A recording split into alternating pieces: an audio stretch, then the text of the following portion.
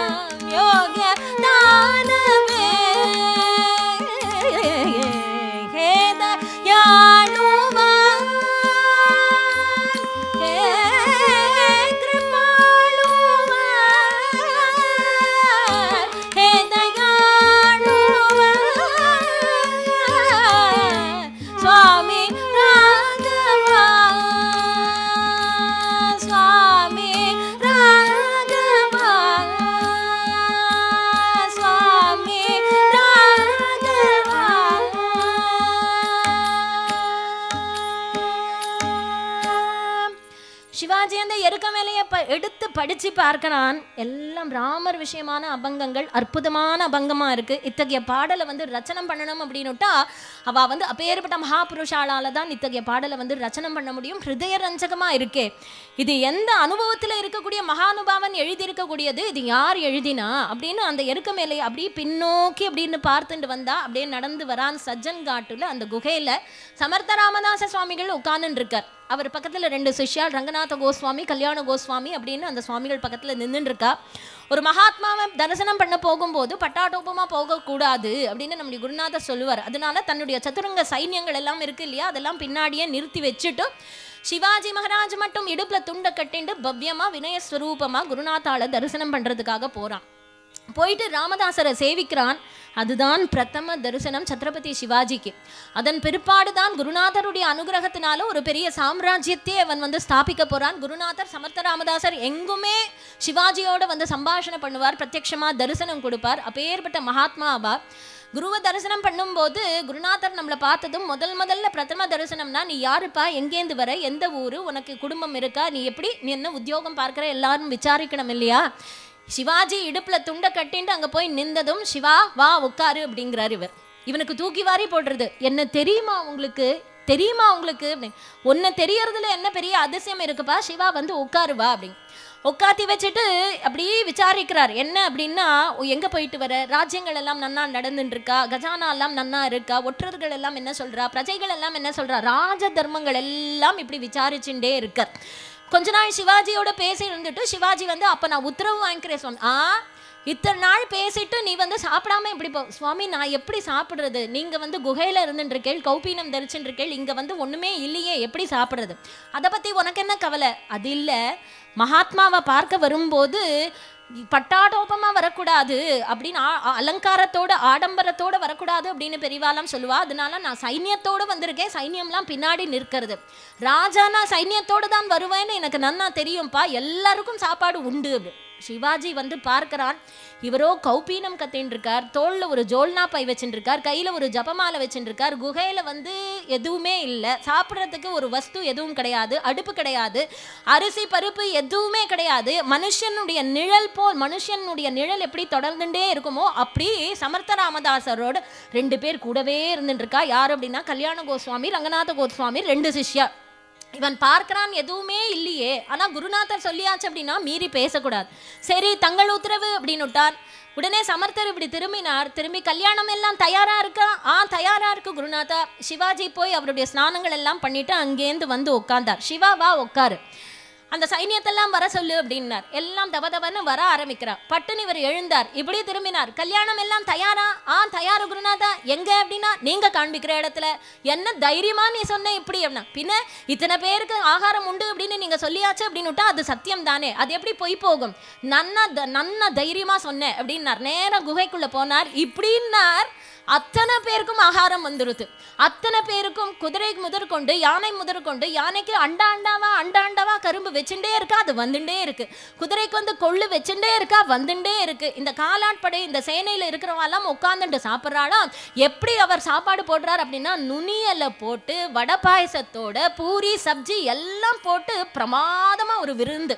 சிவாஜிக்கு தலையே சுத்துறது. நம்ம ஒரு பெரிய ராஜா, அரண்மனையில இப்படி வந்து ஆயிரக்கணக்கான பேருக்கு நம்ம வந்து விருந்து இவ்வளவு சீக்கிரமா தயார் பண்ணணும்னாலும் கூட 1000 பேர் பரிச்சாரக்கால வச்சுட்டா கூட தயார் பண்ண முடியாது. இவர் என்னமோ இப்படின்னார், அத்தனை பேருக்கும் தயார் பண்ணிட்டாரே அப்படின்னு அவனுக்கு ஒண்ணுமே புரியல. கிளம்புற நேரம் வந்தது, எல்லாரும் திருப்தியா சாப்பிட்டா நன்னா இருந்தது அப்படின்னா, உத்தரவு வாங்கிக்கிறேன் குருநாதா, போயிட்டு வரேன், போயிட்டு வா, க்ஷேமமா இரு, அடிக்கடி வந்துட்டு போயிட்டு இரு அப்படின்னார். குருநாதா, மகான்களிடத்துல எடுத்து கேள்வி கேட்கக்கூடாது அப்படின்னு சொல்லுவா. ஆனா என்னுடைய மனசுல வந்து ஒரு தாபம் இருந்துட்டே இருக்கு, ஒரு தவிப்பு இருக்கு, அதை கேட்டுடலாம்னு நினைக்கிறேன். என்ன சிவா, தாராளமா கேளு. இல்ல, அவ்வளவு பெரிய அரண்மனையில அத்தனை பேருக்கு சேனைக்கே நான் வந்து விருந்து தயார் பண்ணணும்னா என்னாலேயே முடியாது, ராஜாவா இருக்கக்கூடிய எனக்கே சாத்தியம் இல்லை அப்படின்னா, நீங்க வந்து ஒரு குகைக்குள்ள ஒரு கௌபீனத்தை கட்டிண்டு ஒரு ஜோல்னா பைய வச்சுட்டு எப்படி தயார் பண்ணேள்? இதுக்கு உனக்கு பதில் தெரியணும் அப்படின்னா தேகுன்னு ஒரு கிராமம் இருக்கு, அங்க துக்காராம் மகாராஜ்னு ஒரு மகாத்மா இருக்கார், அவரை போய் கேளு அப்படின்னார். அதுக்கு மேல சிவாஜி வந்து குருநாத்தால ஒன்றும் கேட்க கூடாது அப்படின்னு அங்கேருந்து புறப்பட்டு வந்துட்டான். வந்ததும் அதுக்கப்புறம் இப்படி மராட்டி தேசத்துல யுத்தம் அப்படின்னு சஞ்சாரம் பண்ணிட்டு கிட்டத்தட்ட ஒரு 2-3 மாசம் ஆயிடுத்து. சிவாஜி அதை பத்தி மறந்தே போயிட்டான். ஒரு நாள் யுத்த ரீதியா சஞ்சாரம் பண்ணிட்டு வரும்போது தேகு அப்படின்னு ஒரு போர்டு பார்த்தான். ஆஹா, நம்ம குருநாதர் வந்து சொன்னாரே, இங்க வந்து துக்காராம் மகாராஜன் ஒரு மகாத்மா இருக்காருன்னு சொன்னார் இல்லையா, அவரை போய் பார்க்கலாம். நேரா வந்து விசாரிக்கிறான், துக்காராம் பாபா வீடு எங்க? அதோ அங்க ஒரு கூரை வீடு இருக்கு இல்லையா, அங்கதான் அவர் இருப்பார். அங்க வந்து களிமண்ணால ஒரு திண்ணை ஒண்ணு இருக்கும், அங்கதான் அவர் தம்புராவை வச்சுட்டு பகவத் சிந்தனையில அவர் பஜனை பண்ணிட்டு தன்னையே மறந்த நிலையில இருப்பார். எல்லாரையும் மறுபடியும் பின்னாடி நிறுத்தி வச்சான் சிவாஜி. அவனுடைய மந்திரியை மாத்திரம் அழைச்சிண்டு இடுப்புல துண்டை கட்டிண்டு வேற நேரம் வந்து நிற்கிறான். வாட்ட சாட்டமா இவர் பஜனை பண்ணிட்டு இருக்கார். வாட்ட சாட்டமா ஒரு ராஜா வந்து நிற்கிறான். விழுந்து நமஸ்கரிச்சார், கைகளை குவிச்சு நிற்கிறான். இப்படியே நிமிர்ந்து பார்த்தார். நீ யாருப்பா, எங்க வந்த? அடியேன் சிவாஜி. உன்னுடைய வாளுக்கு ஜெயம் உண்டாகட்டும். கோக்களும் சாதுக்களுக்கும் தேவாலயத்துக்கும் பதிவிரதைகளுக்கும் தூக்கின வாள் அது. உன்னுடைய வாளுக்கு ஜெயம் உண்டாகட்டும். வா சிவா, வா வந்து உட்கார். இவரும் மறுபடியும் என்ன பண்றார், ராஜரீக விஷயங்கள் எல்லாம் தர்மங்கள் எல்லாம் விசாரிக்கிறார். எப்படி இருக்கு இந்த தேசம் எல்லாம், எப்படி இருக்கு, யுத்தங்கள் எல்லாம் நன்னா நடந்துட்டு இருக்கா, ஒற்றர்கள் என்ன சொல்றா, கஜானாலாம் எப்படி, எல்லாம் விசாரி. இப்ப சிவாஜி என்ன பண்றான், ஏற்கனவே உள்ள எட்டி பார்க்கறானாம். எட்டி பார்க்கறான். அந்த அடுப்பு என்னைக்கு மூட்டினது, ஏன்னா இவரோ கூரை வீடு குடிசை வீடுல தான் இருந்துட்டு இருக்கார். அடுப்பு என்னைக்கு மூட்டினதுன்னே தெரியல. அந்த வீட்டு உள்ள ஒரு 4-5 குழந்தைகள் இருக்கா, டிராயர் சொக்கா எல்லாம் போட்டு இருக்கா, எல்லாம் கிழிஞ்சு கிடக்கு. அந்த அடுப்பு என்னைக்கு மூட்டினான்னு தெரியல. பூனை படுத்துட்டு இருக்காம அந்த அடுப்புல. இப்படி கொஞ்ச நாள் சம்பாஷணை பண்ணினான். அப்போ குருநாதா, நான் உத்தரவு வாங்கிக்கிறேன். இத்தனை நாள் பேசிட்டு நீ வந்து சாப்பிடாம எப்படி போவ? குருநாதா, நான் எப்படி, நான் சைன்யத்தோட வந்திருக்கேன். ராஜானா சைன்யத்தோடு வருவான் தான் எனக்கு தெரியும். சிவா, எல்லாருக்கும் ஆகாரம் உண்டு, உட்காரு. அப்போ மேல பேச முடியாது. இவனுக்கு வந்து தலையே சுத்துறது. அங்கேயாவது அவர் மாயாஜாலம் மாதிரி ஏதோ பண்ணினார், இவர் இங்க என்ன பண்ண போறார் அப்படின்னு பார்க்கிறான் சிவாஜி. இவர் நேரம் உள்ள போனார். உலுப்ப கொடுக்கறது அப்படின்னு ஒன்று உண்டு. அதாவது என்ன பண்ணுவானா, கொஞ்சம் போல ஆட்டா மாவு, கொஞ்சம் போல நெய், கொஞ்சம் வெல்லம், அது இத்தினோண்டு தான் இருக்கும். மொத்தமாக சேர்த்தாலே ஒரு 1/4 கிலோ தான் இருக்கும். இவ்வளோ பெரிய சேனைக்கு கொஞ்சம் போல கொள்ளு எல்லாம் எடுத்துட்டு வந்தார். அந்த மந்திரியின் இடத்துல கொடுத்தார். இதை வந்து எல்லாருக்கும் கொடு அப்படிங்கிறார். இதை வந்து பார்க்கிறான் சிவாஜி. இது போராதுன்னு சொல்லவும் இல்லை, போராதுன்னு சிரிக்கவும் இல்லை. பரம ஸ்ரத்தையோட அவருடைய கையிலேருந்து எது கிடைச்சாலும் அது பரம பிரசாதம் அப்படின்னு, சிவா நீ இங்கே உட்கார்ந்துட்டு சாப்பிடு, பாக்கி பேருக்கு நீ இதை கொடு அப்படின்னு விட்டார். இவன் இங்க வந்து பிரசாதத்தை சாப்பிட்டு இருக்கான் சிவாஜி. அந்த 1/4 கிலோ அந்த உலுப்பு அந்த மாவை எடுத்துட்டு இந்த மந்திரி போறான். ஒவ்வொருத்தருக்கா கொடுத்துட்டே வரான். கொடுக்க அது வந்து காலியே ஆகலையாம். அப்படியே வந்து அக்ஷய பாத்திரம் மாதிரி வந்துட்டே இருக்கான். குதிரைக்கெல்லாம் கொள்ளு வைக்கிறா வந்துட்டே இருக்கு. ஏன்னா நம்முடைய குருநாதர் வந்து சொல்வார், மகான்கள் கை வச்சாச்சு அப்படின்னுட்டா அங்க இல்லைன்னே இருக்காது இல்லையா, சம்ருத்தியா இருக்கான். சிவாஜி பார்க்கிறான். இப்ப அவர் பெரியவரா இவர் பெரியவரா, எல்லாரும் சாப்பிட்டுட்டு திருப்தியா இருக்குங்கிறா, புஷ்டியா இருக்குங்கிறா. இந்த மாதிரி ருச்சியா சாப்பிட்டதே இல்லை, 1 மாசத்துக்கு எங்களுக்கு ஆகாரமே வேண்டாம். இவனுக்கு தலை சுத்துறது. அவர் பெரியவரா இவர் பெரியவரா. அவராவது ஏதோ நுனியலை போட்டு ஒரு ராஜ போஜனம் மாதிரி பண்ணி வச்சார். இவர் ஏதோ மூக்குப்பிடி கொடுக்குற மாதிரி இத்தினோண்டு கொடுத்து எல்லாருடைய பசியையும் அடக்கிட்டாரு. அப்ப கிளம்புற நேரத்துக்கு குருநாதா, அப்ப நான் உத்தரவு வாங்கிக்கிறேன், எனக்கு வந்து ஒரு தவிப்பு, என்ன சொல்லு. இப்போ நீங்க வந்து எல்லாருடைய பசியையும் எப்படி இத்தினோண்டு மாவை வச்சு அடக்கிட்டேன். அதுவா சிவா, உனக்கு பதில் தெரியணும் அப்படின்னா சஜ்ஜன் காட்டுன்னு ஒரு இடம் இருக்கு, அங்க சமர்த்த ராமதாசர்னு ஒரு மகாத்மா இருக்கார், அவரை போய் கேட்டுக்கோ அப்படின்னு வந்து சொல்லிட்டார். அப்போ நம்முடைய குருநாதர் வந்து சொல்லுவார், பாம்பின் கால் பாம்பு அறியும் அப்படின்வார். மகான்களை வந்து மகான்களால தான் புரிஞ்சிக்க முடியும். நம்ம வந்து மகான்களை புரிஞ்சிக்கணும் அப்படின்னா நம்ம வந்து ஒரு மகாத்மாவா இருந்தால்தான், அந்த நிலையில இருந்தால்தான் புரியும். அப்ப பாக்கி எந்த பதில் சொன்னாலும் அது அசட்டுத்தனமான பதில் தான் அப்படின்னு நம்முடைய குருநாதர் சொல்லுவார். இப்பேற்பட்ட துக்காராம் பாபா, இப்பேற்பட்ட சமர்த்த ராமதாச சுவாமிகள் 2 கண்கள் போல சிவாஜி மகாராஜுக்கு. துக்காராம் பாபா எப்படி வந்து காஞ்சனத்தை ஜெயிச்சார்? சிவாஜி நேரா வீட்டுக்கு போனான். அந்த சந்தனத்தினால இழைச்சி பண்ண கட்டில் அதுல படுத்துட்டா அவனுக்கு ராத்திரி தூக்கமே வரலையாம். ஏன்னா குருநாதர் வந்து தரிசனம் பண்ணிட்டு வந்தாச்சு அப்படின்னுட்டா அது மனசுல அதுதானே ஓடின்னு இருக்கும். அவர் என்ன வார்த்தை பேசினார், நம்ம வந்து சாமானிய ஜனங்கள் ஆயிரக்கணக்கான வார்த்தை கொட்டலாம், அது ஒண்ணு கூட நம்ம மனசுல நிற்காது. ஆனா குருநாதர் ஒரே ஒரு வார்த்தை சொல்லுவார், அதுதான் நம்மளுடைய ஹிருதயத்துல பதிஞ்சு இருக்கும் இல்லையா. இது எப்படி அப்படின்னா, நம்முடைய சத்குருநாதர் சொல்லுவார், ஒரு சமுத்திரத்துல வந்து மழை பொழிஞ்சிருது அப்படின்னா அது பிரயோஜனமே இல்லை. ஆனா ஒரு தாகத்தோட இருக்கிறவனுக்கு ஒரு பொட்டு அந்த மழை ஜலம் உள்ள போயிடுது அப்படின்னுட்டா அவனுக்கு எவ்வளவு சாந்தி கிடைக்குமோ அந்த மாதிரி இந்த சம்சார சாகரத்துல தவிச்சுட்டு இருக்கக்கூடிய நமக்கு வந்து மகான்களுடைய ஒரு வார்த்தை கூட அத்தகைய ஒரு சாந்தியை கொடுக்கக்கூடியது. துக்காராம் பாபா எப்படி இருக்கார், அவருடைய முக தேஜஸ் இருக்கு, அவர் எப்படி நடக்கிறார், அவர் எப்படி உட்கார்றார், அவர் எப்படி சம்பாஷணை பண்றார், அவர் எப்படி நம்மளை விசாரிக்கிறார், இதே சிந்தனையா இருக்கு சிவாஜிக்கு. மகாத்மான்னு நன்னா தெரியும், அவர் பரம ஏழைன்னு நன்னா தெரியும். மகாத்மான்னு அப்பட்டமா நமக்கு தெரிஞ்சாலும் கூட குருநாத்தாள் மேல ஒரு பாசம் வந்துடுறது இல்லையா, அந்த பாசம் அந்த வேணும் அப்படின்னு ஸ்ரீ அண்ணா அவர்கள் சொல்லுவார். அதாவது குருநாதர் தானே, அவர் வந்து குருதோச்சி பரபிரம்ம, அவர் பரபிரம்மம், அவருக்கு பசி தூக்கம் தாகம் அதெல்லாம் கிடையாதுப்பா அப்படின்னு நம்ம நினைக்க கூடாதான். குருநாதர் என்ன சாப்பிட்டாரோ, குருநாதருக்கு வந்து பண்ணி பண்ணி பண்ணி கொண்டு வந்து நீட்டுறது அது பாசம், சிஷ்யனுக்கு அந்த பாசம் அந்த பிரேம இருக்கணும் அப்படின்னு ஸ்ரீ அண்ணா அவர்கள் சொல்லுவார். இப்ப சிவாஜி என்ன பண்ணினான், படுத்துண்டான், ராத்திரி தூக்கமே வரல.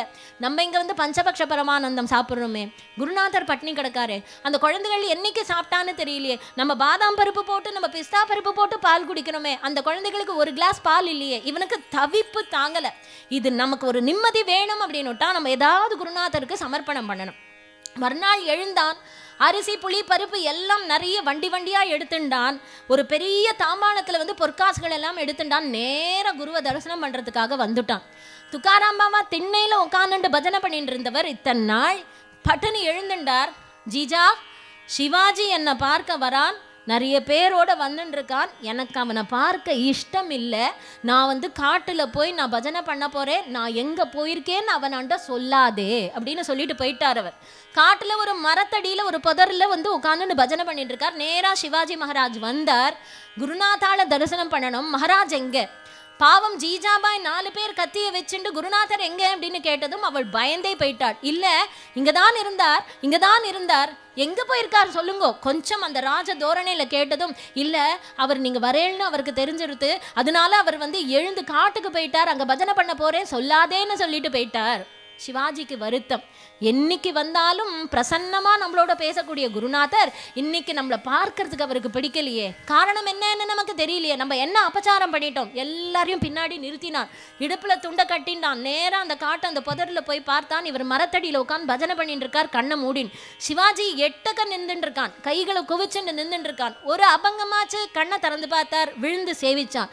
திருப்பி அவர் பாடினார், கண்ணை திறந்து பார்த்தார், திருப்பி சேவிச்சான். திருப்பி பாடினார், திருப்பி பார்த்தார், திருப்பி சேவிச்சான். அவனுடைய வினய சம்பத்தை பார்த்து ரொம்ப சந்தோஷப்பட்டார். சிவா இங்க வா அப்படின்னு கை காண்பிச்சார். நேரம் வந்து பொத்தையல்னு திருவடியில விழுந்துட்டான். குருநாதா, நான் ஏதாவது அபச்சாரம் பண்ணிட்டேனா? அதனால தான் எனக்கு வந்து என்னை வந்து உங்களுக்கு பார்க்க பிடிக்கலையா? பார்க்க பிடிக்கலேங்கிறது காரணத்தினால தான் நீங்கள் இங்கே வந்து உட்காந்துருக்கேளா? நீங்கள் இப்படி பண்ண வேண்டிய அவசியமே இல்லையே. சிவா, நீ பண்ணினது சர்வதா தப்புன்னு என்னை ஒரு 2 போடு போட்டிருக்கலாமே, என்னை ஒரு 2 வார்த்தை வெசிருக்கலாமே. அதை விட்டுட்டு எனக்கு வந்து உங்களுடைய தரிசனம் தராதபடிக்கு நீங்கள் இங்கே வந்து உட்காரலாமா?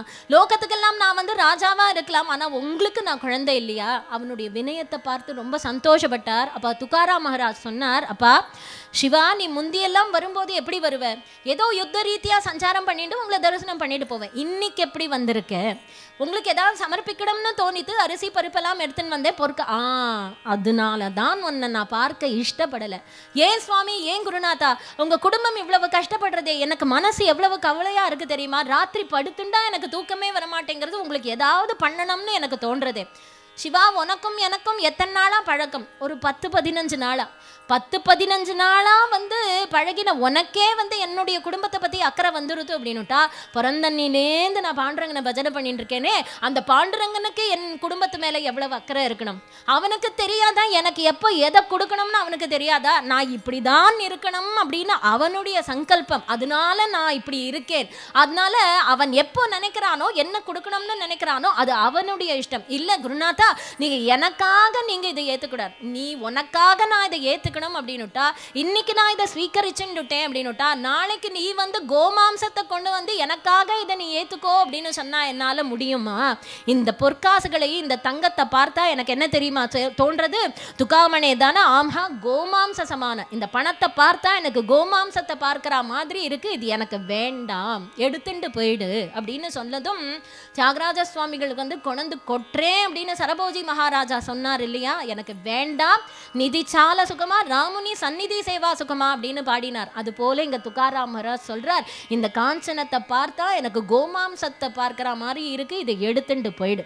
மகான்கள் அத்தகைய ஒரு நிலையில இருக்கா. பணத்தை புகழ பதவியை பார்த்து அவ பயப்படுறா. அவா உண்டு பகவான் உண்டு அப்படின்ற ஒரு நிலையிலேயே இருக்கணும் அப்படின்னு ஆசைப்படுறா இல்லையா. அப்ப காமினி காஞ்சனம் ரெண்டுத்தையும் ஜெயிச்சவர் அப்பேற்பட்ட மகாத்மா அமுச்சி மிராசி பண்டரி அப்படிங்கிறார். கையில ஒரு கால்னா காசு கிடையாது அவரிடத்துல, ஆனா நான் யார் தெரியுமா, நான் மிராஸ்தார் அப்படின்னு தன்னைத்தானே சொல்லிக்கிறார். இப்பேற்பட்ட துக்காராம் பாபா நானா விதானி கீதானி விதாய ஸ்வயமேவகி ராத்ரோ சங்கீர்த்தயாமாஸ பக்தானாம் மண்டலேப்யயம். துக்காராம் பாபா எப்படி இருந்துருக்கார், சௌக்கியமா நிறைய அபங்கங்கள் எல்லாம் பாடுறார். துளசிதாச சுவாமிகளுடைய சரித்திரத்தை பார்க்கும்போது அவ ராமச்சரித்த மானஸ் எழுதினா. அதை வந்து காசியில் அந்த கங்கை கரையில் வந்து எல்லாருக்கும் பிரவச்சனம் பண்ணினா, எல்லாருக்கும் ராமாயணம் சொன்னா. ஏன்னா அது பிரதேச பாஷையில் இருக்கிறதுனால சர்வ ஜனங்களுக்கும் அது புரியும்படியாக அவள் வந்து எழுதினா சொன்னா அப்படிங்கிறது அவளுடைய சரித்திரத்தில் வருது. அது மாதிரி துக்காராம் பாபா நிச்சயம் என்ன பண்ணுவார் அப்படின்னா, அந்த கிராமத்தில் வந்து இந்திராயணி நதிக்கரை இருக்கு இல்லையா, அந்த ஜனங்களுக்கெல்லாம் ஒரு பொழுதுபோக்கு. அந்த நதிக்கரையில் ஒரு கல் தூண் ராத்திரி ஆயிடுது அப்படின்னுட்டா அதில் ஒரு தீபம் ஏற்றி வச்சுடுவா. 10 மணிக்கு வந்து துக்காராம் பாபா அங்க வந்துருவார் பஜனை பண்றதுக்கு. இங்க நெசவு பண்றவா, அந்த மண்பாண்டம் பண்றவா, விவசாயம் பண்றவா எல்லாரும் என்ன பண்ணுவா அப்படின்னா, அதெல்லாம் வேலையெல்லாம் முடிச்சுட்டு வீட்டுக்கு போயிட்டு ஸ்நானம் பண்ணி சமைச்சு சாப்பிட்டுட்டு நேரா கூத்து பார்க்கறதுக்கு போற மாதிரி எல்லாரும் அந்த நதிக்கரைக்கு வந்துருவா.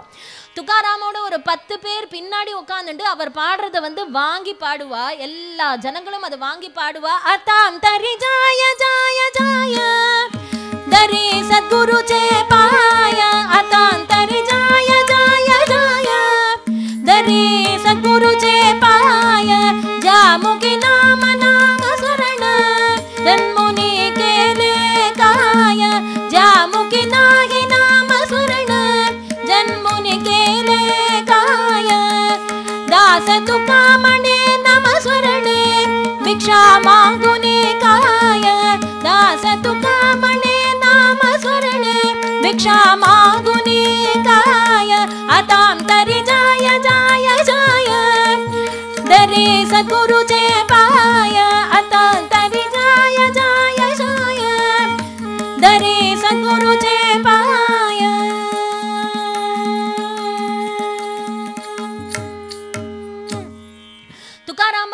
ஒரு நாள் ஒவ்வொரு அபங்கம் பாடி பாடி பாடி அந்த ஜனங்கள் எல்லாம் வாங்கி பாடுவா. அதனுடைய அபங்கத்தினுடைய அர்த்தங்கள் எல்லாம் அவர் சொல்லிட்டு வருவார். ஜனங்களுக்கு அது வந்து சுலபமா மனசுல பதியறதாம். ஏன்னா அதை நித்தியம் கேட்டு கேட்டு கேட்டு அவளுடைய மனசுல நன்னா பதிஞ்சு சுலபமா அவளுடைய நாக்குல எல்லாம் வந்து அது நுழையிறது பிரதேச பாஷையாக இருக்கிறதுனால. அதனால மறுநாள் என்ன பண்ணுவா, நெசவு பண்றவா எல்லாம் நெசவு தொழில் பண்ணிட்டு பாபானுடைய அபங்கத்தை பாடுவா. மண்பாண்டம் பண்றவா எல்லாம் துக்காராம் மகாராஜனுடைய அபங்கத்தை பாடிண்டே அவ மண்பாண்டம் பண்ணுவா. இப்படி இருந்துட்டு இருக்கு துக்காராம் பாபா நித்தியம் இப்படி பண்ணிட்டு இருக்கார். அந்த ஊர்ல ஒரு பெரிய வித்வானொத்தர் இருந்தார், ராமேஸ்வர பட் அப்படின்னு அவருக்கு பேர். அவர் சாயங்காலம் என்ன பண்ணுவார், அவர் வந்து தர்மசாஸ்திரம் வந்து உபன்யாசம் பண்ணுவார். அதை கேட்கறதுக்கு ஒரு 10 பேர் உட்கார்ந்துட்டு கேட்பா. ஒரு நாள் இவர் பிரவச்சனம் பண்ணிட்டு இருக்கும்போது ஜனங்கள் கூட்டம் கூட்டமா எங்கேயோ போயிட்டு இருக்காளாம். இவாலாம் எங்க போறா, அதுவா மகாராஜ் துக்காராம் மகாராஜ் வந்து கதை சொல்றார், அபங்கங்கள் எல்லாம் பாடுறார், அதை கேட்கறதுக்காக இவாலாம் போறா. அப்படி அவன் என்ன எழுதியிருக்கான், மராட்டி பாஷையில அபங்கம் எடு பார்க்கலாம் அப்படின்னா எல்லாரும் காண்பிக்கிறாது. அப்படி படிச்சு பார்த்தார். இவன் வந்து வியாபாரம் பண்றவன், இந்த மாதிரி இப்படி ஏதோ ஒரு 4 பாட்டு தத்தக்கா புத்தக்கான்னு எழுதி வச்சுட்டு ஊருக்கு உபதேசம் பண்ணிட்டு இருக்கான் இவன். இது தப்பு. இது தெய்வத்தை வந்து தெய்வ மொழியான சம்ஸ்கிருதத்துல தான் பாடணுமே தவிர பிராகிருத பாஷையில வந்து பாடக்கூடாது. இப்படி மராட்டியில பாடியிருக்கானே, இவன் பண்றது சர்வதா தப்பு. நான் எவ்வளவு படிச்சிருக்கேன், எவ்வளவு தெரிஞ்சுன்னு இருக்கேன், நானும் உபன்யாசம் பண்றேன். நான் உபன்யாசம் பண்றது ஒரு 10 பேர் கேட்கறதுக்கு வரமாட்டேங்கிறா, அவன் பாடுறது வந்து சாரசாரியா ஜனங்கள் கேட்கறதுக்கு போறாளே அப்படின்னு இவருக்கு மனசுல ஒரு அசூய துக்காராம் மகாராஜை பார்த்து. அதனால நித்தியம் இவர் வந்து பிரவச்சனம் பண்ணும் போது ஒரு 10 வார்த்தை துக்காராம் மகாராஜை வந்து வெச்சிட்டு தான் அவர் வந்து உபன்யாசம் பண்றதே வழக்கம். ஊரை கெடுக்கிறான் அந்த பையன், ஊரை ஏமாத்தின்னு இருக்கான். இவனுக்கு என்ன தெரியும், மராட்டி பாஷையில ஏதோ ஒரு 4 வார்த்தை எழுதி வச்சு. சம்ஸ்கிருதம் வருமா, சம்ஸ்கிருதம் ஒரு சொல்லு சுட்டு போட்டா கூட அவன் வாயில வராது. எங்க ஒரு வார்த்தை சொல்லு பார்க்கலாம். இப்படி இவர் வெச்சுட்டே இருக்கார், உபன்யாசமும் பண்ணிட்டு இருக்கார். ஒரு நாள் என்ன ஆச்சு அப்படின்னா, துக்காராம் மகாராஜ் அந்த வழியா போயிட்டு இருக்கார். போறான் பார், பெரிய சத்குருன்னு நினைப்ப அவனுக்கு. இவருக்கு ஆத்திரம் பிச்சுண்டது. ஏன்பா இங்க வா, கூப்பிட்டார். யாரிடத்துலையும் வினயமா பழகக்கூடியவர் துக்காராம் மகாராஜ். நேரா வந்தார், பயந்து போயிட்டார், சாஷ்டாங்கமா விழுந்து சேவிச்சுட்டார். நீ என்னமோ பாட்டெல்லாம் பாடி இருக்கியாமே? ஆமா, பாண்டுரங்கன் என்னுடைய ஹிருதயத்துல வந்து இருந்து அவனே வந்து அனுகிரகம் பண்ணினது, அவனே பிரேரணை பண்ணினான். ஓஹோ, பாண்டுரங்கன் பிரேரணை பண்ணினானாக்கும். ஏன் பாண்டுரங்கன் எங்க ஹிருதயத்துல எல்லாம் பிரேரணை பண்ண மாட்டானா? உன்னுடைய ஹிருதயத்துல தான் பிரேரணை பண்ணணுமா? அதுவும் எப்படி? நீயே ஏதோ தத்தகா புத்தகான்னு 4 வார்த்தை சேர்த்து போட்டு பாடிவிட்டு ஏதோ பாண்டுரங்கன் வேற இதுக்கு வம்புக்கு இழுக்கிறியே. பாண்டுரங்கன் என்ன உனக்கு பிரேரணை பண்ணா தெய்வ பாஷையில தானே பண்ணணும், உனக்கு பிராகிருத பாஷையில மராட்டி பாஷையில உனக்கு சொல்லி கொடுத்தானா? என்னையா சொல்ற நீ? இல்லையே, நீ பாடினது எல்லாம் வந்து வேதத்துக்கு விரோதமா இருக்கு, தர்மசாஸ்திரத்துக்கு விரோதமா இருக்கு, எல்லாம் தப்பா இருக்கு. அப்படியா? அப்படி நான் வந்து ஒன்றும் பாடலையே. நாம சங்கீர்த்தன சாதன பை சோபே ஜலதீல பாபே ஜன்மாந்தரீச்சி நலகே சாயாச ஜாவே வனாந்தர சுகே யே தோகரா நாராயண सकल शास्त्रांच विचार अंति इतलाची निर्धार विट्टोबासे शरण जावे निज निष्ठे नाम गावे. சகல சாஸ்திரங்களுடைய சாரம் விட்டலனுடைய நாமம். நான் வந்து யாருக்கும் வந்து இப்படி பண்ணு அப்படி பண்ணு, உன்னுடைய அனுஷ்டானத்தை பண்ணு, ஸ்நானம் பண்ணு, தர்ப்பணத்தை பண்ணு, அதெல்லாம் நான் உபதேசம் பண்ணலையே. சகல சாஸ்திரத்தினுடைய சாரம் விட்டலனுடைய நாமம். அந்த நாமத்தை சொல்லு. நீ என்ன சொன்னாலும் சரி, நீ சொன்னது வந்து தப்பு, நீ பாடினது தப்பு, சர்வதா தப்பு, எல்லாம் முரண்பாடா இருக்கு. அப்படியா? ஒரு கால் நான் பண்ணினது தப்பு அப்படின்னுட்டா அதுக்கு ஏதாவது பிராயச்சித்தம் இருக்கா மகாராஜ்? நிச்சயம் இருக்கு. என்ன பிராயச்சித்தம்? ஸ்ரீதரையாவாளுக்கு பிராயச்சித்தம் சொன்ன மாதிரி இவர் வந்து சொல்றார். என்ன சொல்றார்? நீ இனிமேல் அபங்கம் பாடக்கூடாது, நீ இது வரைக்கும் பாடின அபங்கங்கள் புஸ்தகங்கள் எல்லாத்தையும் மூட்டை கட்டி இந்திராயணி நதிக்கரையில தூக்கி கொண்டு போய் போட்டுடு, இனிமே நீ பாடக்கூடாது, அதெல்லாம் பிரகாசம் அடையக்கூடாது. இவருக்கு பகீர்னது. அவா எவ்வளவு பெரியவா, பாண்டுரங்கா அவரை போல நான் படிச்சவர் கிடையாது, அப்படி நான் தப்பாதான் பாடிட்டேனா? நேராக வீட்டுக்கு வந்தார், எல்லா புஸ்தகத்தையும் ஒரு மூட்டை கட்டினார். அவருக்கு 2 ஹிருதயம். ஒரு ஹிருதயம் சொல்றது இல்லை இல்லை, நமக்கு பாண்டுரங்கன் தான் பிரேரணை பண்ணினான், அவருடைய பிரேரணையினால தான் நம்ம பாடினோம். இன்னொன்று சொல்றது, அவர் பெரியவர், அவருக்கு நம்ம மேல அசூய இருக்காது, அவர் சொன்னா சரியாதான் இருக்கும். அந்த மூட்டையை தலையில வச்சு நேராக இந்திராயணி நதிக்கரைக்கு போனார்.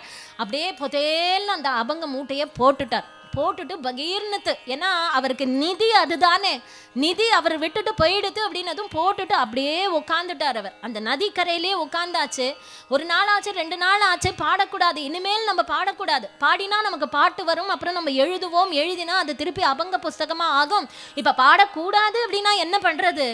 ராம் கிருஷ்ண ஹரி ராம் கிருஷ்ண ஹரி ராம் கிருஷ்ண ஹரி ராம் கிருஷ்ண ஹரி. கண்ணுல தாரையா ஜலம் விட்டுட்டு அந்த நதிக்கரையிலேயே உட்காந்துட்டு அழுதுன்னு இருக்கார். ஆவளி வரா, ஜீஜாபாய் வரா, குழந்தைகள் எல்லாம் வந்து அப்பா வீட்டுக்கு வாங்கோப்பா, ஆத்துக்கு வாங்கோப்பா, ராம் கிருஷ்ணஹரி ராம் கிருஷ்ணஹரி. கண்ணால அழுதுண்டே உட்காந்துட்டு இருக்கார். தூக்கம் இல்லை, அன்னம் இல்லை, ஆகாரம் இல்லை, எதுவும் கிடையாது. 1 நாள் ஆச்சு, 2 நாள் ஆச்சு, 3 நாள் ஆச்சு, ஒரு நவாகம் ஆயிடுது, 10 நாளே ஆயிடுது. தியாகராஜ சுவாமிகளுடைய ராமர் தொலைஞ்சு போயிட்டு 10 நாள் கழிச்சு எப்படி வந்தாரோ அந்த மாதிரி 10 நாள் ஆயிடுத்து. இவருடைய நிலைமை நாளுக்கு நாள் மோசம் ஆயிட்டு இருக்கு. அந்த நதிக்கரையிலேயே உட்காந்துட்டு இருக்கார். பெரியவாலாம் 2 விதமா சொல்லுவா. இந்திராயணி தேவியை பாண்டுரங்கனுடைய ஆக்ஞையினால அதை மறுபடியும் கொண்டு கொடுத்தாள் அப்படின்னு ஒரு கதை. பாகவத மகிபதி பக்த விஜயத்துல என்ன எழுதுறார் அப்படின்னா, பாண்டுரங்கனே கொண்டு கொடுத்ததாக அவர் வந்து எழுதுறார். 10 நாள் ஆச்சு. பண்டரிபுரத்துல வந்து பண்டாக்கள் எல்லாம் அந்த சந்திரபாகா நதியில ஸ்நானம் பண்ணிட்டு பகவானுக்கு வந்து பாண்டுரங்கனுக்கு வந்து சுப்பிரபாதம் பாடணும் அப்படின்னு அங்கேந்து வந்து பாண்டுரங்கனுடைய சன்னிதானத்தை இப்படி ஜல்லுன்னு திறந்தா பாண்டுரங்கன் வந்து ஈரம் சொட்ட சொட்ட ஸ்நானம் பண்ணினாப்புல ஈரத்தோட நிற்கிறாராம். பாண்டுரங்கன் ஈரம் சொட்ட சொட்ட நிற்கிறத பார்த்தா தலையில ஒரு மூட்டை இருக்கு, அந்த மூட்டையிலேருந்து அப்படியே ஜலம் வழிஞ்சுட்டே இருக்கு. இந்த பாண்டுரங்கன் யாருக்கு, எந்த பக்தனுக்கு அனுகிரகம் பண்றதுக்காக இப்படி மூட்டையை தலையில சுமந்துட்டு நிற்கிறாரே அப்படின்னு மடமடான்னு அவெல்லாம் வந்து அதை பிரிக்கிறா. அந்த மூட்டையை எடுத்து பிரிச்சு பார்த்தா துக்காராம் துக்காராம் மனே துக்காமனே துக்காமனே அப்படின்னு ஒவ்வொரு அபங்கத்திலையும், ஆஹா துக்காராம் துக்காராம்னு ஒரு சாது சிரேஷ்டர் வருவாரே தேகூலேந்து, அவருடைய அபங்கம் போல இருக்கே அப்படின்னு அவெல்லாம் எல்லாத்தையும் எடுத்து காய வச்சு நன்னா மூட்டை கட்டி மறுபடியும் அங்கேருந்து ஓடி வராளாம் அந்த பண்டாக்கள் எல்லாம். 10 நாள் ஆயிடுத்து இல்லையா? இவர் இங்க உட்காந்துட்டு கதறின்னு அழுதுட்டு இருக்கா. துக்காராம் பாவா உங்களுடைய அபங்கம் அதை கொண்டு வராத, நான் தான் அதை தூக்கி போட்டேன், நான் தான் இந்திராயணியில நாங்க கொண்டு வரல, பாண்டுரங்கன் கொண்டு வந்தான். பாண்டுரங்கன் கொண்டு வந்தானா தைரியம் வந்துடுது இவருக்கு. பாண்டுரங்கன் கொண்டு வந்தானா அப்ப பாண்டுரங்கனுக்கு சம்மதம். அப்ப சாஸ்திர விருத்தமா நான் எதுவுமே சொல்லல, பேசல, சத்தியம் இது.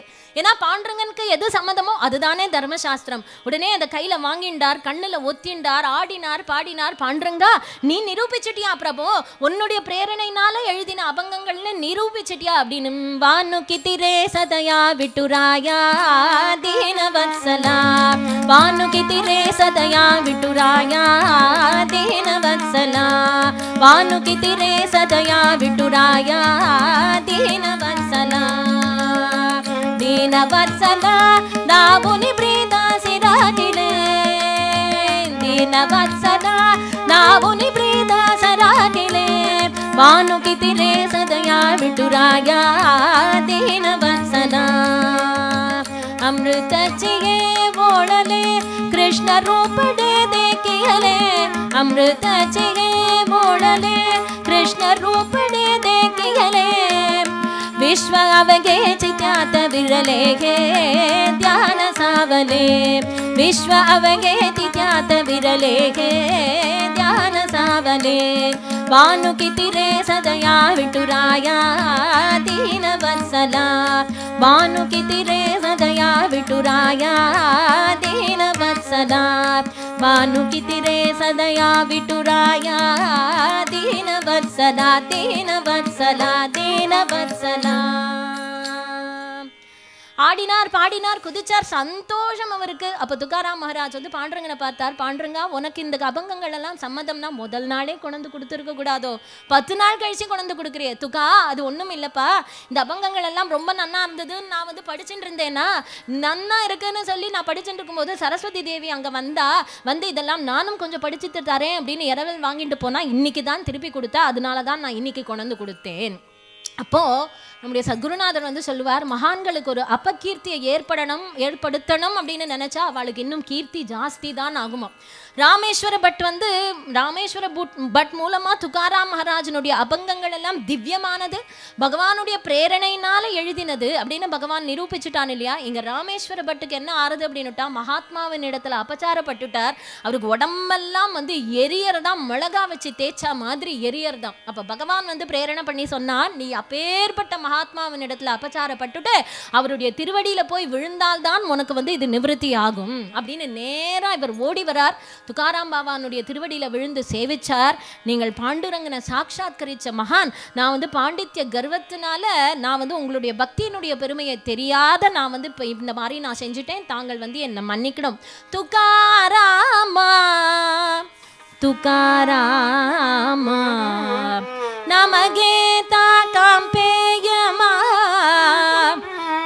धन्य तुकोबा धन्य धन्य तुकोबा समर्थ मणि रामेश्वर भट्ट द्विजा तुका विष्णु नागी तुझा.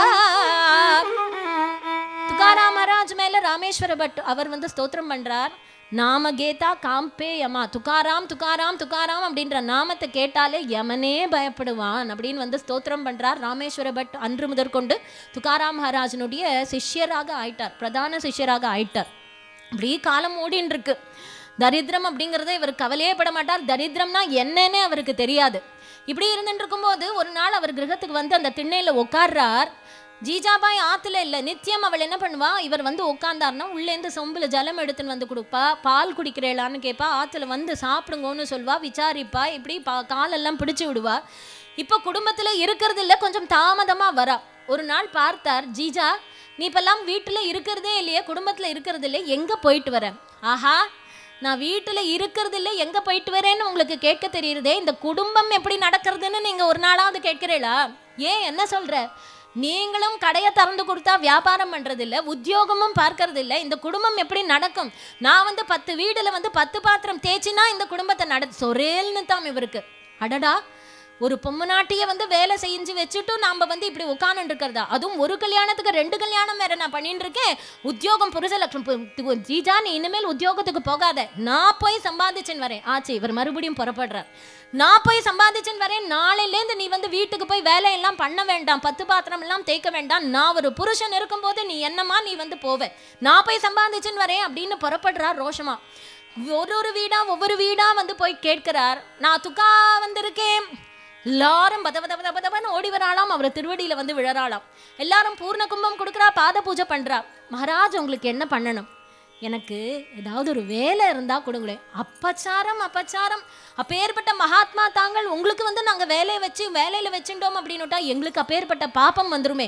உங்களுக்கு எது வேணும்னாலும் நாங்க தரத்துக்கு தயாரா இருக்கோம். உப்பு புளி அரிசி எது வேணாலும். அடடா அச்சச்சோ, பகவானுடைய நாமத்தை சொல்லிட்டு நான் வந்து யாச்சகம் வாங்குறதா? நாமத்தை சொல்றது 10 பேர்கிட்ட வந்து பிக்ஷை வாங்குறதுக்கா? அது நான் ஒரு நாளும் வந்து நான் பண்ண மாட்டேன். பிக்ஷா பாத்திர அவலம்பனே ஜலோஜினே லாஜிரவாணே, பிக்ஷா பாத்திர அவலம்பனே जलोजिने लाजिरवाणे, ऐसी गासी नारायणे उपेक्षिजे सर्वदा। पांडुरंग पांडुरंग पांडुरंग पांडुरंग पांडुरंग।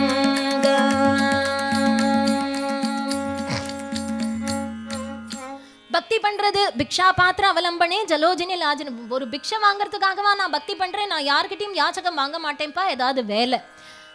எல்லாரும் அவருக்கு பூர்ண கும்பம் கொடுத்து பாத பூஜை பண்றதுக்கு தயாரா இருக்காளே தவிர வேலை யாரும் கொடுக்கறதுக்கு தயாரா இல்ல. சரி, இப்படி ஒத்தொத்தரியா விசாரிச்சார். 4-5 கிராமம் எல்லாம் தள்ளி போனார். அங்க எல்லாருக்கும் துக்காராம் பாபாவை பத்தி கேள்விப்பட்டிருக்காளே தவிர யாரும் துக்காராம் மகாராஜா வந்து பார்த்ததில்லை. இவர் ஒரு வீட்டுக்கு போனார். ஒரு விவசாயி ஒருத்தர் இருந்தார். அவருக்கு நிறைய சோள கொள்ளை இருந்தது. அந்த நிறைய நிலமெல்லாம் அவர் வச்சுட்டு இருக்கார். துக்காராம் பாபாவை அவர் பார்த்ததில்லை. இவர் போனார், கையை கட்டிட்டு நான் ஊரா வேலை கேட்டுட்டு வந்தேன், எனக்கு வந்து யாரும் வேலை கொடுக்க மாட்டேன்ட்டா, என்னுடைய வியாபாரம் வந்து நொறுங்கி போயிடுது, ஏதாவது வேலை இருந்தா கொடுமையா. ஒரு வேலை இருக்கு, செய்யறேளா? என்ன வேலை? எனக்கு வந்து சோளம் வந்து ஒரு அறுவடை பண்றதுக்கு தயாரா இருக்கு. ஒரு சோள கொள்ளை ஒன்று இருக்கு. அந்த சோளம் இன்னும் 10 நாள்ல அறுவடை பண்ணணும். எல்லாம் வளர்ந்து நல்லா கதிர் எல்லாம் தயாரா எடுத்து 10 நாள் வரைக்கும் அதை யாரும் நாசம் பண்ணிடாதபடி நீங்க பார்த்துக்கணும். அதுதான் உங்க வேலை. ஆஹா, தாராளமா செய்யற. ரொம்ப சந்தோஷம் இருக்கு. ஏன் அப்படின்னு கேட்டா, அந்த சோள கொள்ளையில வரணும். அங்க ஒரு பர்ணசாலை மாதிரி ஒண்ணு இருக்கும். அதுல ஏறி உட்காரணும். உட்காந்துட்டு ஹாய் ஹூய் அப்படின்னு எல்லாத்தையும் விரட்டணும். நாம சங்கீர்த்தனத்துக்கு இடைஞ்சல் இல்லை. பாண்டரங்கா, இவ்வளவு அழகா எனக்கு ஒரு வேலையை அமைச்சு கொடுத்துருக்க பத்தியா அப்படின்னு ரொம்ப சந்தோஷம். நாளையிலேருந்து வேலைக்கு வரும் சுவாமி அப்படின்னு விட்டார். நேரா வீட்டுக்கு வந்தார். மறுநாள் காலமே எழுந்தார். ஜீஜா, நான் வேலைக்கு போறேன் அப்படின்ற தோரணை, டிஃபனை கட்டு, சாப்பாடை கூடு, இப்படி பண்ணு அப்படி பண்ணுன்னு இவர் புறப்பட்டார். நேரா அந்த சோள கொள்ளைக்கு வந்தார். அந்த பர்ணசாலை மேலே ஏறி உட்கார்ந்தார். உட்காந்துட்டு இப்படி பார்க்கிறார். அந்த சோளக்கொள்ளை வந்து அந்த சோளம் எல்லாம் வளர்ந்து அப்படியே அந்த கதிர் அப்படி முத்தி இப்படி சாஞ்சி இருக்கு இல்லையா. அவர் நினைச்சுக்கிறார், ஒரு பீஜத்திலேருந்து பகவானுடைய சிருஷ்டி எவ்வளவு அழகா இருக்கு பத்தியா. ஆதி பீஜ ஏகலே ஏகா பீஜா போட்டி தரு கோட்டி கோட்டி जन्म गेते सुमने पले व्यापुनि जगता तू ही अनंता। प्रभु, ஒரு பீஜத்திலேருந்து எவ்வளவு மரம் வருது, எவ்வளவு விருட்சங்கள் வருது. இந்த லோகம் பூரா நீ தானே வியாபிச்சு இருக்க அப்படின்னு தன்னை மறந்து இப்படி பஜனை பண்ண ஆரம்பிக்கிறார். ஆனந்தம் தாங்கலை இவருக்கு. இப்படி தன்னை மறந்த நிலையில இவர் பாடின்னு இருக்கும்போது அங்க ஒரு ஆடு வந்தது, இந்த பக்கம் ஒரு மாடு வந்தது, இங்க ஒரு எரும மாடு வந்தது, இங்க ஒரு காக்கா வந்தது, இப்படி ஒரு குருவி வந்தது. எல்லாம் பார்க்கிறார் இவர். ஆனா எப்படி பார்க்கிறார் அப்படின்னா, எல்லாம் பாண்டுரங்க ஸ்வரூபமா பார்க்கிறார். இவருக்கு வந்து காக்கா காக்காவா தெரிஞ்சா பரவாயில்ல, குருவி குருவியா தெரிஞ்சா பரவாயில்ல, மாடு மாடா தெரிஞ்சா பரவாயில்ல, ஆடு ஆடா தெரிஞ்சா பரவாயில்ல. இவருக்கு எப்படி தெரியுதுன்னா, எல்லாம் பாண்டுரங்கனா தெரியுது. ஆஹா, ஆடு பாண்டுரங்காவா, மாடு பாண்டுரங்காவா, காக்கா பாண்டுரங்காவா, குயில் பாண்டுரங்காவா, எல்லாரையும் கூப்பிடுறார். இவர் என்னன்னா நினைச்சுக்கிறார், பாண்டுரங்கன் இன்னைக்கு என்ன பலவிதமான வர்ணத்துல பலவிதமான ரூபத்துல வந்திருக்கானே அப்படின்னு ஒரே குஷி இவருக்கு. எல்லாரையும் கூப்பிடுறார். ஆனந்தமா பஜனை. சதா மாஜே டோலா ஜடோ துஜே மூர்த்தி, சதா மாஜே டோலா ஜடோ துஜே மூர்த்தி, ரகுமாயிச்சா பதி सोयरिय गोड तुझे रूप गोड तुझे नाम गोड तुझे रूप गोड तुझे नाम गोड तुझे रूप गोड तुझे नाम गोड तुझे रूप गोड तुझे नाम गोड तुझे रूप गोड तुझे नाम गोड तुझे रूप गोड तुझे नाम देहि मज प्रेम सर्वकाळ सदा माझे डोळा जडो तुझे मूर्ती रकुमाईचा पती सोयरी பாண்டுரங்கன் இன்னைக்கு வந்து பலவிதமான வர்ணத்துல பலவிதமான ரூபத்துல வந்திருக்கானே, நித்தியம் எனக்கு ஒரு பாண்டுரங்கன் தான் தரிசனமாகும். இன்னைக்கு வந்து என்ன இத்தனை பாண்டுரங்கன் வந்திருக்கான், ஆடு பாண்டுரங்காவா மாடு பாண்டுரங்காவா எல்லாம் வந்து இவர் பாடிண்டே இருக்கார். விட்டல விட்டல விட்டல விட்டல விட்டல விட்டல பாண்டுரங்கா, விட்டல விட்டல விட்டல விட்டல விட்டல விட்டல பாண்டுரங்கா, விட்டல விட்டல விட்டல விட்டல விட்டல விட்டல பாண்டுரங்கா, விட்டல விட்டல விட்டல விட்டல விட்டல விட்டல பாண்டுரங்கா, விட்டல விட்டல விட்டல விட்டல விட்டல விட்டல பாண்டுரங்கா, விட்டல விட்டல விட்டல விட்டல விட்டல விட்டல பாண்டுரங்கா, விட்டல விட்டல விட்டல விட்டல விட்டல விட்டல பாண்டுரங்கா, விட்டல விட்டல விட்டல விட்டல விட்டல விட்டல பாண்டுரங்கா, விட்டல விட்டல விட்டல விட்டல விட்டல விட்டல பாண்டுரங்கா. ஒரே குஷி இவருக்கு, பஜனை பண்ணிட்டே இருக்கார். நித்தியம் ஒரு பாண்டுரங்கன் தான் வருவான், இன்னைக்கு இவ்வளவு பாண்டுரங்கன் நமக்கு தரிசனம் கொடுக்குறாரே. ஆடு பாண்டுரங்கா சாப்பிடு, மாடு பாண்டுரங்கா சாப்பிடு, காக்கா பாண்டுரங்கா சாப்பிடு, குயில் பாண்டுரங்கா சாப்பிடு, எல்லாத்தையும் உள்ள விட்டுட்டார். எல்லாம் உள்ள புகுந்து எல்லாம் ஐச்சாட்டியம் பண்ணி எல்லா கதிரும் போயிடுத்து, ஒரு சோளம் பாக்கி இல்லை. அந்த விவசாயி வந்து பார்த்தார், அவருக்கு பாவம் எப்படி இருந்திருக்கும். பகீர்னு தூக்கி வாரி போட்டது. என்னையா பண்ண, சர்வ நாசம் ஆயிடுத்தே. நான் இந்த வருஷம் எவ்வளவு நன்னா விளைச்சல் நன்னா லாபம் வரும்னு நினைச்சிட்டு இருந்தேனே, நீ என்ன பண்ண. நீங்க கொஞ்ச நாள் முன்னாடி வந்திருக்க கூடாதோ, எவ்வளவு பாண்டுரங்கன் வந்திருந்தான் தெரியுமா, எவ்வளவு நன்னா பஜனை நடந்தது தெரியுமா, ஆச்சரியமா நாமம் சொல்லணும். என்னையா பைத்தியக்காரத்தனமா வளர்ற நீ, எனக்கு வந்து நஷ்ட ஈடு கொடு, பணம் கொடு. பணம் இருந்தா நான் ஏன் சுவாமி இங்க வேலைக்கு வரேன். சரி வீடு கீடு ஏதாவது இருந்தா அடமானமே, வீடும் என்கிட்ட இல்லையே. சரிவா ராஜா கிட்ட போவோம், புகார் பண்றேன். அது மட்டும் வேணும். ஏன் அப்படின்னா சத்ரபதி ராஜா இவருடைய சிஷ்யர். போனா என்னம்மா நீ என்னுடைய குருவை வந்து உன்னுடைய வயல்ல வேலை வைக்கிறேன்னு அவன் முதுகுல தானே தப்பல் விடும், அடி விழும். அதனால என்னால அவன் அடி வாங்கவன. நீ என்ன சிக்ஷை கொடுக்கணுமோ, என்ன தண்டனை கொடுக்கணுமோ நீ என்ன தண்டிச்சுக்கோ. ஆனா ராஜாவின் இடத்துல போகணும். என்ன பண்ணணும்னு நீ நினைக்கிற, உங்களை கட்டி போட்டு ஆத்திரம் தீர அடிக்கணும்னு எனக்கு தோன்றது. பண்ணிக்கோயே, தாராளமா பண்ணிக்கோ. ஒரு தூண்ல கட்டி போட்டான், நன்னா ஒரு சாட்டையை எடுத்தான், நன்னா விளாசினான். அவன் ஒவ்வொரு அடிக்கும் வந்து விட்டல் விட்டல் அப்படிங்கிற, இன்னொரு அடி அடிச்சான், விட்டல் விட்டல் அப்படின்னா. என்னையா நீ என்ன பெரிய துக்காராம் பாவான்னு நினைப்பா, உனக்கு என்னமோ விட்டல் விட்டல் அப்படிங்கிற, அடியேன் துக்காராம் அப்படின்னார். வெல வெலத்து போயிட்டான் அவன். உடனே சாட்டையை கீழே போட்டான், அவரை அவுத்து விட்டான். இப்போ தேல்னு காலில் விழுந்தான். மகாராஜ், எப்பேற்பட்ட மகாத்மா தாங்கள், தங்களுடைய திருவடி வந்து அவளுடைய ஆத்துல அரண்மனையில படாதான்னு சத்ரபதி சிவாஜி முதற்கொண்டு ராமேஸ்வர பட் போன்ற பண்டிதர்கள் எல்லாம் காத்துருக்கா. நீங்க வந்து என்னுடைய வயல்ல வேலை பார்க்கறதுக்கு வந்தேளா? எப்பேற்பட்ட எனக்கு வந்து எப்பேற்பட்ட பாக்கியம். உங்களுடைய கட்டாட்சம் ஒருத்தர் மேல படாதான்னு எல்லாரும் காத்துருக்கா. நீங்க என்னுடைய வயல்ல வந்து இந்த காவல் காக்கிறதுக்குன்னு நீங்க வந்தேளே. நான் வந்து இந்த பொருள் போனா என்ன, நஷ்டமானா என்ன, எனக்கு வைகுண்டம் சர்வ நிச்சயம். இந்த பூமியில இன்னும் பல மடங்கு வந்து எனக்கு வந்து விளைச்சல் வந்துடும், அதை பத்தி எனக்கு சந்தேகமே இல்லை. லக்ஷ்மி தாண்டவம் ஆடுவாள், எனக்கு அதை பத்தி சந்தேகம் இல்லை. ஆனா மகான்களிடத்துல அபச்சாரப்பட்டுட்டா அப்படின்னுட்டா குலமே நாசம் ஆயிடுமே. நான் உங்களிடத்துல அபச்சாரப்பட்டுட்டேனே, நீங்கள் என்ன க்ஷமிக்கணும் அப்படின்னு சொல்லதும், நீங்க என்ன மன்னிச்சேன்னு ஒரு வார்த்தை சொல்லுங்க. இவர் சொல்றாரு, நான் சொல்ல மாட்டேன். ஏன் சுவாமி என்னை மன்னிக்க கூடாதா? நீ தப்பு பண்ணியிருந்தால் தானேப்பா நான் வந்து உன்னை மன்னிச்சேன்னு சொல்றதுக்கு. அதோஷ தரிசத்துவம், யாரிடத்துலையும் ஒரு தோஷமும் அவளுக்கு தெரியாது இல்லையா, மகான்களுக்கு. அதோஷ தரிசத்துவம், நீ தப்பே பண்ணலை, நீ தப்பு பண்ணியிருந்தேன்னு எனக்கு தோணினாதானே நான் வந்து உன்னை மன்னிக்கிறதுக்கு. அவனுக்கு மனசு சமாதானமால வேற ஒரு விளைச்சல், அங்கே கரும்பு நன்னா விளைஞ்சே இருந்தது, ஒரு வண்டி நிறைய கரும்பு கொடுத்து அனுப்பிச்சான். அவர் விழுந்து சேவிச்சுண்டான், அனுப்பிச்சான். இவர் அனுகிரகம் பண்ணினார், புறப்பட்டு வரார்.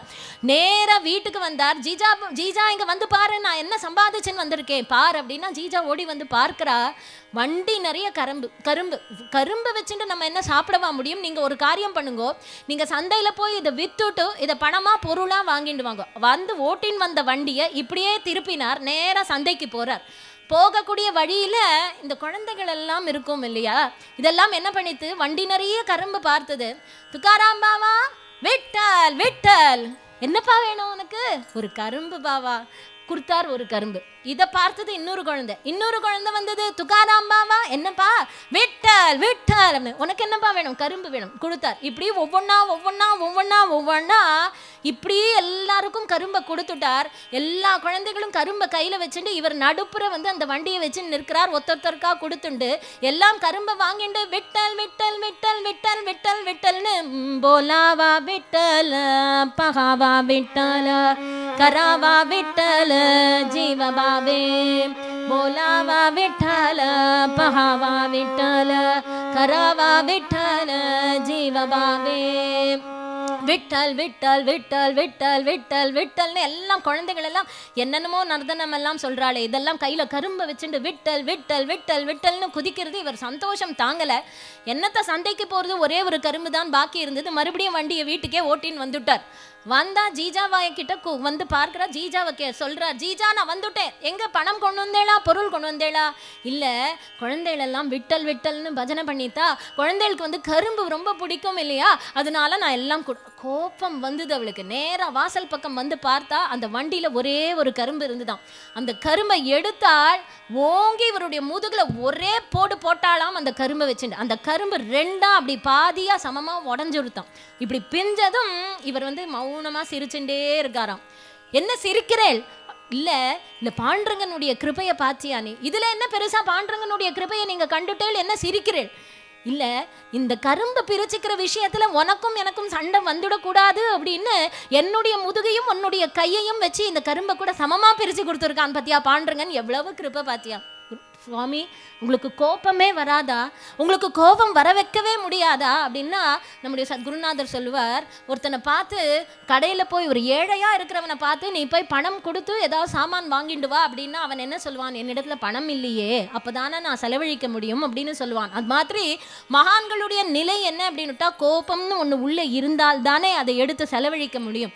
கோபம் இல்லை அப்படின்ற போது அவள் என்னத்தை செலவழிப்பா, எப்படி கோபத்தை காண்பிப்பாவா? அவளிடத்துல இருக்கிறது கருணை ஒண்ணுதான், அதனால கருணையே வர்ஷிக்க கூடியவாவா அப்படின்னு நம்முடைய சத்குருநாதர் சொல்வார். இப்பேற்பட்ட துகாராம் மகாராஜ் பொதுவா பண்டரி க்ஷேத்திரத்துல அத்தனை பக்தர்களிடத்துலையும் பாண்டரங்கன் வந்து பக்தி பண்ணியிருக்கா இல்லையா, அவெல்லாம் உலகத்துல நான் வாழ்ந்த வாழ்க்கை போரும் அப்படி நிறைய சம்பவங்கள் சொல்லிகிட்டே போகலாம். துகாராம் மகாராஜுடைய சரித்திரம் பெரிய சரித்திரம் அவளுடையது. நேரம் ஆயிடுத்து.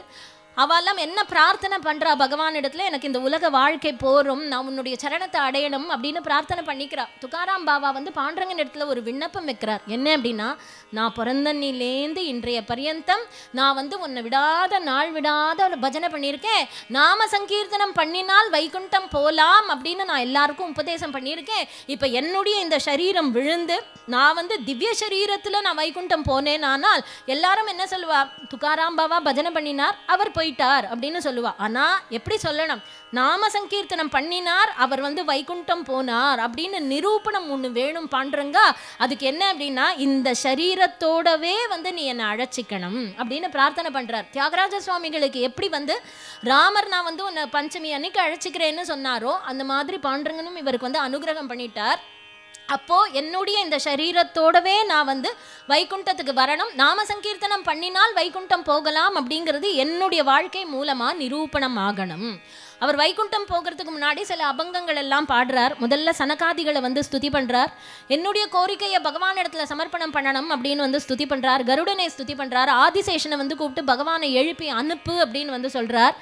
அன்றைய தினம் அவர் வைகுண்ட ஆரோகண தினம் அன்றைக்கு வந்து பெருமாள் வந்து வரருது, சங்கச்சக்கர கதாதரனாக விட்டலன் வந்து வரருது அவருக்கு தெரியறது. தோ வந்துட்டான் விட்டலன் என்னை அழைச்சிட்டு போகிறதுக்காக அப்படின்னு வந்து கருடன் மேல அந்த விட்டலன் வரது வந்து தெரியறது. அதை கீர்த்தனத்துல பாடுறார். பைலாலே ஹரி शंखचक्र शोभे करी शंखचक्र शोभे करी शंखचक्र शोभे करी गरुडगे तो पडकारे नाभि नाभि मणे त्वरे नाभि नाभि मणे त्वरे नाभि नाभि मणे त्वरे तुका जालासी संतुष्ट गराले वैकुंठ पीठ तुका जालासे संतुष्ट गराले वैकुंठ पीठ गराले वैकुंठ पीठ गराले वैकुंठ पीठ पांडुरंग हरि जय जय पांडुरंग हरि जय जय पांडुरंग हरि जय जय पांडुरंग हरि जय जय पांडुरंग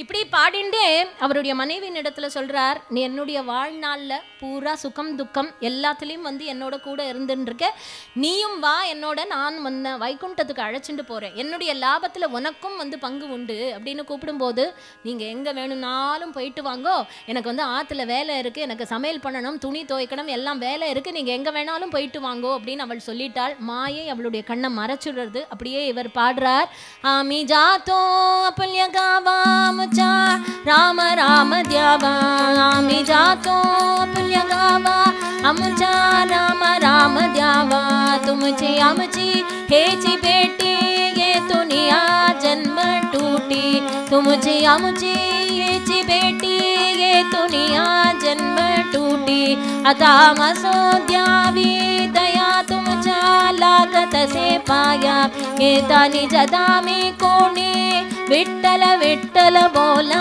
वाणी विठ्ठल विठ्ठल बोला वाणी विठ्ठल विठ्ठल बोला वाणी रामकृष्ण मुखी बोला तुका जातो वैकुंठाला जातो वैकुंठाला तुका जातो वैकुंठाला जातो वैकुंठाला तुका जातो वैकुंठाला जातो वैकुंठाला तुका जातो वैकुंठाला पांडुरंग हरी पांडुरंग हरी पांडुरंग हरी पांडुरंग हरी पांडुरंग हरी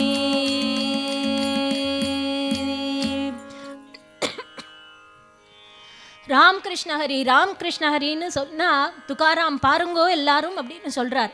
எல்லாரும் பாருங்கோ, சாதுக்களே பாருங்கோ, நீங்களும் நாம சங்கீர்த்தனம் பண்ணினால் வைகுண்டம் போகலாம் அப்படின்னு பஜனை பண்ணிண்டே ராமகிருஷ்ண முகி போலா துகா ஜாத்தோ வைகுண்டாலா அப்படின்னு பகவானோட அவர் வந்து வைகுண்ட ஆரோகணம் அவ வந்து பண்ணி அப்படியே விமானத்தில் எழுந்தருளி இருக்க எல்லா பக்தர்களும் பார்க்குறா. அந்த விமானம் ஆகாசத்தில் சென்றது அப்படின்னு எழுதுறார். வைகுண்ட ஆரோகணம் பாகவத மகிபதி துக்காராம் மகாராஜ் கர்ப்பத்திலேருந்து பரமபதிக்கிற வரைக்கும் அவள் வந்து என்ன வேணும் அப்படின்னு கேட்டால், ஏச்சிதான தேகா தேவா நலகே முக்தி தன சம்பதா சந்த சங்க தேஹி சதா அப்படின்னு கேட்கிறார். எனக்கு சத் சங்கத்தை கொடு அப்படின்னு தான் அவள் வந்து பிரார்த்தனை பண்ணுறா.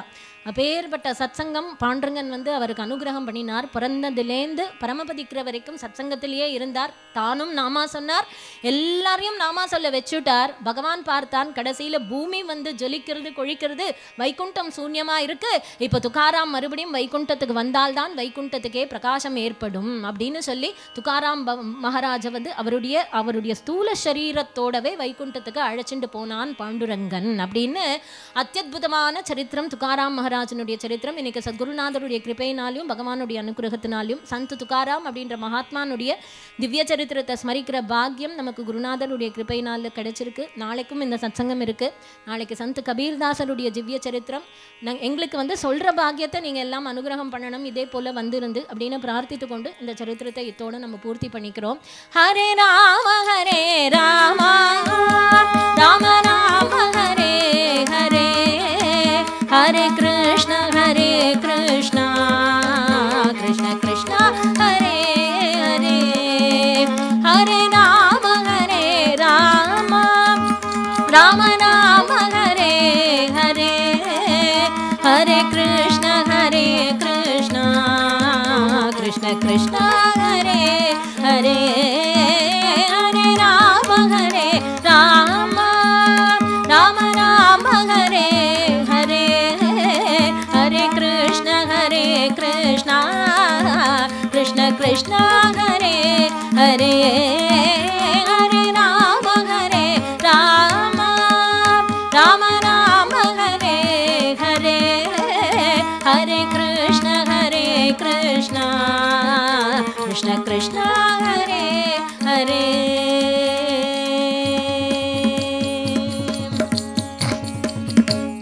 गोपिका जीवन स्मरणं गोविंदा गोविंदा पंडरीनाथ महाराज की जय सद्गुरुनाथ महाराज की जय आंजनेय स्वामी की जय।